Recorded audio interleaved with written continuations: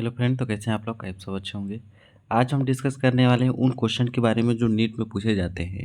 ठीक, जैसे नीट हो गया एंड बायोलॉजी से रिलेटेड जो कंपटीशन एग्जाम होते हैं उस समय पूछे जाते हैं आपके सही विकल्प में या जनरल नॉलेजेबल क्वेश्चन में। ठीक, तो चलिए देखते हो क्वेश्चन क्या क्या हो सकते हैं। ठीक, जैसे हम लोग पूछ दिया जाता है कि MMR का फुल फॉर्म क्या होता है, तो इसका होता है मैटरनल मर्टिलिटी रेट, जिसको बोलते हैं मृतक मृत्यु दर। मृतक मतलब जो डेड हुए हैं या एक ईयर में कितने लोग डेड हुए हैं, जब उसकी गणना की जाती है या जनगणना के तौर पर उसका गणना किया जाता है तो उसको हम बोलते हैं मृतक मृत्यु दर या MMR। ठीक, IMR इनफैक्ट मर्टिलिटी रेट, जो शिशु मृत्यु दर, मतलब एक मंथ में इंडिया में कुल टोटल कितने शिशुओं का जो डेथ दर होता है उसको डिटेक्ट किया जाता है। ठीक, मतलब इस संस्था के थ्रू इसको पता किया जाता है। WHO का फुल फॉर्म होता है विश्व स्वास्थ्य संगठन, जिसको बोलते हैं वर्ल्ड हेल्थ ऑर्गेनाइजेशन, जिसका स्थापना कब हुआ था? आपका 7 अप्रैल 1948 को हुआ था। ठीक, जैसे उसी प्रकार नोसोलॉजी का मतलब होता है रोगों का वर्गीकरण विज्ञान। इसी प्रकार है बैक्टीरियोसाइडल, जिसमें जीवाणु को नष्ट करने वाला कारक होता है। उदाहरण के लिए एंटीबायोटिक्स। बैक्टीरियोसाइडल मतलब होता है जो एंटीबायोटिक के तौर पर यूज किए जाते हैं। ठीक, जैसे प्रोफाइलैक्सिस लेसिस, जैसे रोगों की रोकथाम, इसका मतलब होता है नार्कोटिज्म। नार्कोटिज्म आपको पता होगा, नार्कोटिज्म मतलब होता है जो आपकी जहरीली दवाइयाँ होती हैं उसको डिटेक्ट करने वाला। LSD, इसका मतलब होता है लाइसर्जिक एसिड डाई एथिलेमाइड। ठीक, इसका फुल फॉर्म होता है। इसी प्रकार जैसे पैथोजन हो गया, इसका रोग को उत्पादक जीव। तो इसी प्रकार आपको ना बहुत सारे जनरल नॉलेजेबल क्वेश्चन मिल जाएगा। जैसे इस प्रकार फर्स्ट में क्या बोलता है, जीव के शरीर की संरचना तथा कार्यात्मक रूप से विकृत होने को ही बीमारी कहते हैं। जैसे किसी भी बॉडी में उसके शरीर में क्या प्रभाव पड़ रहा, बीमारी क्या हो सकता है कि उसके शरीर में कुछ ना कुछ प्रभाव पड़ रहा है। जो नेचुरल बॉडी होता है उसमें या तो संरचनात्मक पड़ सकता है या तो कार्यात्मक। ठीक ना, तो उसके कार्य करने में क्या क्या डिफेक्ट हो रहा है उसी को बोल सकते हैं हम लोग डिसीज वगैरह।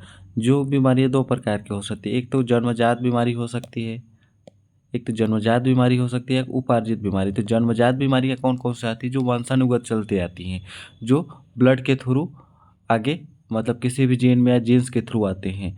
और उपार्जित बीमारियाँ जो होती हैं, जैसे उपार्जित बीमारी का मतलब हो गया जैसे जन्म के बाद जो बीमारियाँ उत्पन्न हो रही, ठीक, वो आपको उपार्जित बीमारी हो गया। उपार्जित बीमारियाँ दो प्रकार की हो सकती हैं। ठीक, एक हो गया संक्रामक तथा असंक्रामक। संक्रामक का मतलब होता है यदि कोई संक्रमित व्यक्ति है, ठीक, कोई संक्रमित व्यक्ति है स्वस्थ व्यक्ति में के रूप में ट्रांसफर हो जाता है जन्म के पश्चात, तो उसको क्या बोलते हैं? संक्रामक, मतलब संक्रमण के थ्रू फैला। असंक्रामक मतलब होता है खुद से उसके ऊपर कोई ना कोई बदलाव आ जाता है। संक्रामक बीमारियां कुछ निश्चित प्रकार के सूक्ष्म जीवों के शरीर में प्रवेश कर जाने के कारण होती है तथा एक व्यक्ति से दूसरे व्यक्ति में संचरित होती है। देखिए, मैं उसी को अभी बताया आपको। तपेदिक, टाइफाइड, कुष्ठ रोग, हैजा, प्लेडिया, डिप्थीरिया, गोनो में छोटी माता, बड़ी माता, एड्स, पोलियो, खसरा इत्यादि संक्रामक बीमारी के प्रमुख उदाहरण हो गए। ठीक, जैसे गोनो में उपदंश, एड्स, जेनाइटल हर्प, एनजीव तथा ट्रोकोमोनियोसिस लैंगिक रूप से संचरित होने वाली, लैंगिक रूप से मतलब है वो आपके दो जीवों के संबंध से बढ़ने वाली बीमारियां होती है, एड्स वगैरह। एड्स जैसे एक से अधिक के साथ यदि आप सेक्सुअल रिलेशन बनाते हैं तभी कंडीशन में हो सकता है। ठीक, तो एड्स आजकल एक बहुत ही खतरनाक रोग है जिसमें रोगी की जो प्रतिरोधक क्षमता होती है या मतलब एंटी इम्यूनिटी पावर जो होती है वो समाप्त हो जाती है। यह रोग एक प्रकार से HIV विषाणु के कारण होता है। कैसे?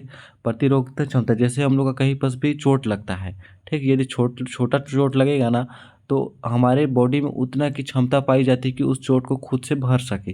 ठीक, लेकिन यदि किसी व्यक्ति को एड्स हो जाता है ना तो वो प्रतिरोधक क्षमता को पूरी तरीके से मार जाता है। तो एक खरोच भी बॉडी में लगेगा ना कहीं पर तो पूरी तरीके से भर नहीं पाएगा ना, वो सूखेगा क्योंकि वो फैलता जाएगा, क्योंकि उसको नष्ट करने वाले जो हमारे बॉडी में एंटीजन होते हैं वो समाप्त कर चुके हैं एड्स, तो उसको समाप्त कर चुके हैं। ठीक, इसी प्रकार बहुत सारे जो है आपको नॉलेजेबल क्वेश्चन यहाँ पर मिल सकते हैं, इसको आप अच्छे से पढ़ लीजिएगा। ठीक,